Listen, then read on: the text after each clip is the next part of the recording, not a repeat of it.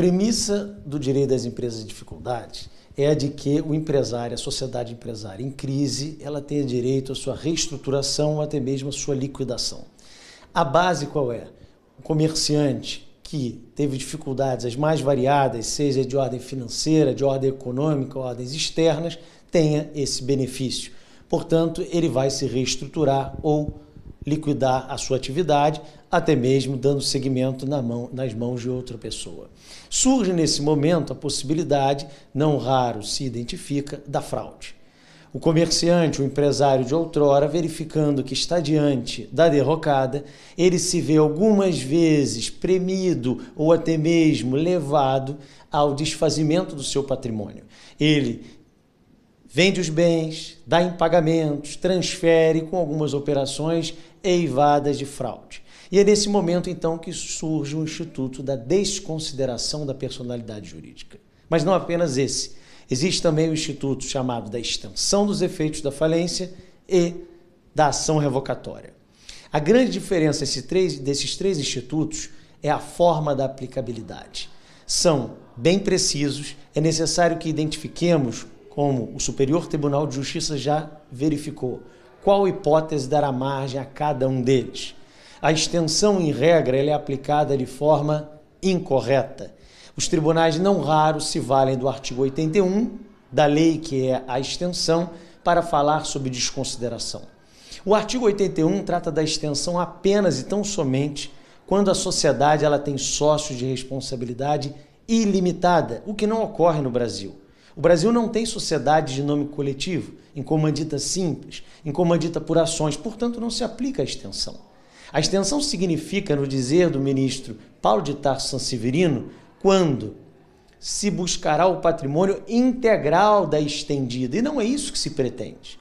O que se pretende é, pontuada a fraude, identificado o desvio, aplica-se a desconsideração da personalidade jurídica, hoje, pós-reforma de 2020, prevista no artigo 82, letra A, em que lá está bem preciso, aplica-se o Código Civil, no seu artigo 50, e as regras de direito processual do Código de Processo Civil. Dentre esses dois instrumentos, nós temos ainda o artigo 82, em que preza pela ação de responsabilidade contra acionistas, controladores e administradores. São outros institutos previstos onde? Nas leis respectivas. Na Lei 6404, por exemplo, artigo 158, no Código Civil, artigo 1015. Posto isso, podemos dar mais um passo no seguinte sentido. Na semana passada, no dia 25 de maio de 2022, a primeira sessão do Superior Tribunal de Justiça decidiu um tema que terá aplicabilidade ao Brasil inteiro. Fechar as portas irregularmente, o encerramento irregular da atividade acarretará na responsabilização do administrador à época e dos sócios. Talvez sem atentar, porque a seção de direito público, obviamente, para a respectiva consequência privada, ela trouxe à baila a autofalência. Hoje, o empresário, a sociedade empresária que não tem como encerrar a sua atividade, ele procura o seu advogado dizendo: preciso encerrar. Pois bem, o senhor tem muitas dívidas tributárias. O que fazer? Posso fechar as portas e ir embora? Não, a primeira sessão já disse que não, portanto resta-lhe a autofalência. E aqui surge um ponto muito relevante. Para que se peça a autofalência, retomamos ao passado o conceito do comerciante honesto. Precisamos saber se realmente a trajetória dele passada foi uma trajetória correta, lícita, legítima, se ele fez de tudo para que aquela sociedade, no seu dever fiduciário, a fidúcia está do administrador, para que chegasse a um ponto irreversível sim, mas que não tenha havido qualquer tipo de fraude, desvio, atos ilícitos. Então esse é um ponto de extrema relevância. E por último, o 82 de letra A, combinado com o artigo 6º, letra C, novo da reforma. A regra é a consideração. Os patrimônios são distintos. A alocação de risco posta pelo investidor, ela é muito clara desde o início. O risco está alocado na sociedade. O sócio, seja controlador, seja um investidor, ele precisa ter o seu risco bem definido. X, no máximo que eu perderei, será a quantia de X. Então, isso está no início da lei, logo de propósito, e lá no 82, letra A.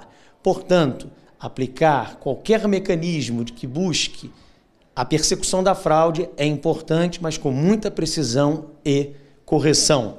Com um último ponto, me parece que o artigo 82, letra A, ele ingressa no capítulo da falência. E se assim o é, e realmente é, me parece apenas a conclusão, não cabe desconsideração da personalidade jurídica no Instituto da Recuperação. Por quê? Pelo fato prático, e aí eu falaria de ineficácia, ela é ineficaz, a desconsideração alcançará determinados bens do patrimônio e trará de volta para a massa falida, que então dividirá entre os seus credores na ordem de pagamento.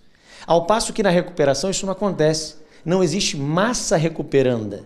O que existe na recuperação é um plano que vai tratar, de acordo com o interesse dos credores e do devedor, o pagamento. Portanto, se tornará não só ineficaz, como também gerará um problema maior, porque a recuperação ela tem um corte definido do artigo 49. Só credores anteriores. E os credores posteriores? Se houver desconsideração no bojo da recuperação, isso poderá haver um problema.